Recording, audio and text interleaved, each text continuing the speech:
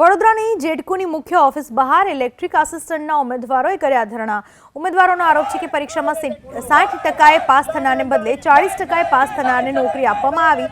એટલું જ નહીં, ભરૂચ અને રાજકોટમાં 40% પાસ થનારને નોકરી મળી હોવાનો ઉમેદવારોએ આરોપ લગાવ્યો।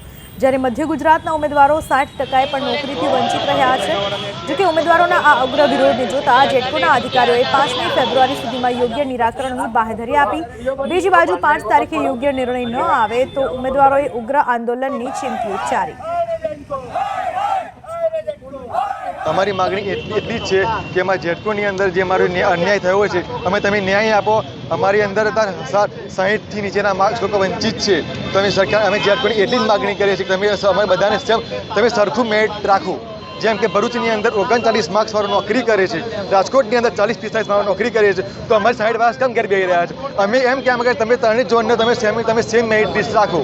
એક જ ટાઈમ પર એક જ સ્થળ એક જ જગ્યા પર એક જ રીતે અલગ અલગ આખા રાજ્યમાં જ્યારે એ લોકોએ એક્ઝામ લીધી હોય અને એક્ઝામ પ્રમાણે મેરિટ પ્રમાણે દરેકને અલગ અલગ જગ્યા પર જોબ મળવી જોઈએ, તો મેરિટ પ્રમાણે નહીં, એ લોકોએ રિઝલ્ટ આવ્યા પછી ઝોન પ્રમાણે એ લોકોને જોબ પર રાખી રહ્યા છે। એટલે ભરૂચ બાજુના ઝોનને 40% વાળાને જોબ મળી જાય, પરંતુ મધ્ય ગુજરાત વાળાને 60% ના મળે। એટલે 60% વાળાને કોઈને જોબ ના મળે, 40% વાળા જોબ લઈ જાય। 40% વાળાને જોબ આપીને પછી પૈસા ખાઈને એમને જે જોઈએ ગુજરાતમાં ત્યાં બદલી કરી આપવાની।